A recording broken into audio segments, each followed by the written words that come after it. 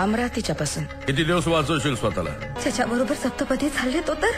ती जरी तुझी बायको असली शेवटपर्यंत ती माझी ध्यानात ठेव. नंदिनी मिळेपर्यंत मी आता असाच भटकणार. नाही रे पोरा, नाही. नंदिनी तुझी नाही. नंदिनीच्या कपाळावरचं कुंकू तुझ्या दाबानं लागलाय. पुढे शालूचा पदर थर थर तो अधर, वाऱ्या संगे साजणाला काय सांगावा हा जाई. आज डोळ्यामध्ये कुणासाठी नवीन वलाई. शंड आहात तुम्ही, शंड. एक पाऊल पुढे टाकशील तर उभा चिरून टाकेल.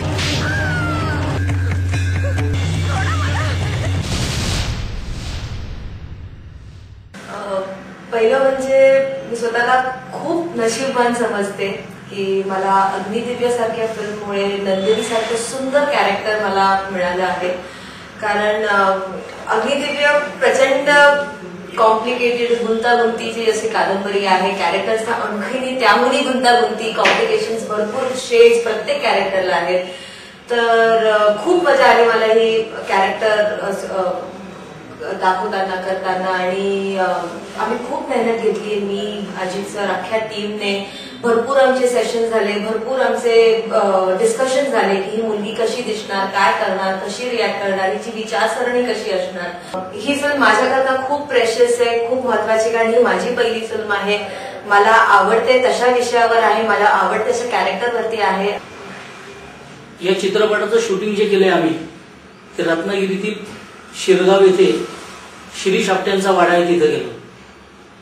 कादंबरीची जी पार्श्वभूमी आहे ती पूर्णपणे कोकण असल्यामुळं त्याचा जो एक लाइटिंग पॅटर्न आणि त्याची फोटोग्राफी ही खूप महत्वाची ठरली.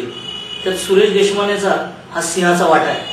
आणि हे चित्रपट शूट झाल्यानंतर ते योग्य पद्धतीने पोहोचवण्यासाठी आमचे जे एडिटर आहेत विजय कोचीकर यांनी त्यावर मेहनत घेतली. या फिल्म मध्ये मी तातू नावाचं कॅरेक्टर प्ले करतोय. म्हणजे मी मोहन जोशी आणि रीमा लागू यांचा मुलगा आहे.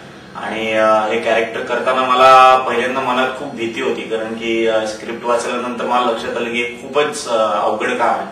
पण त्यामुळे तसं असल्यामुळे मी पूर्णपणे माझ्या दिग्दर्शकाला सरेंडर केलं आणि अजित सरांनी माझ्याकडनं खूप चांगल्या प्रकारे काढून घेतलं. म्हणजे मी जे काही केलंय काम त्यात 80-90% आमच्या सगळ्या टीमचं क्रेडिट आहे असं मला वाटतं. आणि मला असं वाटतं की त्याचं अगोचर हे जे कादंबरीचं नाव होतं तेच आम्हाला पुरेसं आव्हान त्यातलं व्यक्त करणार होतं. कारण जी गोष्ट गोचरच नाही, जी दिसत नाही, ती आम्हाला दृश्यामध्ये मांडायची होती. आणि अशा अर्थाने हे काम आव्हानात्मक होतं.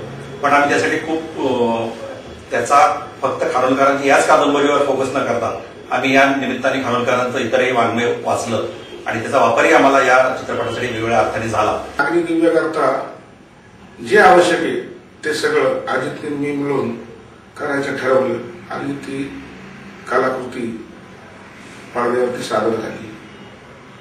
चित्रपट निर्माण करताना कुठल्या कुठल्या अडचणी येतात त्या सगळ्या अडचणींवरती मात करून कुठेही कमी न पडता चांगला चित्रपट निर्माण करायला जे लागतं ते सगळं त्यात. फक्त पैसा म्हणजे चित्रपट निर्माण करणे असं होत नाही, त्याला जीव सुद्धा ओतावा लागतो. ह्या सगळ्या गोष्टीतून हा चित्रपट निर्माण झाला आहे. ई सकाळसाठी संतोष धायबर, पुणे.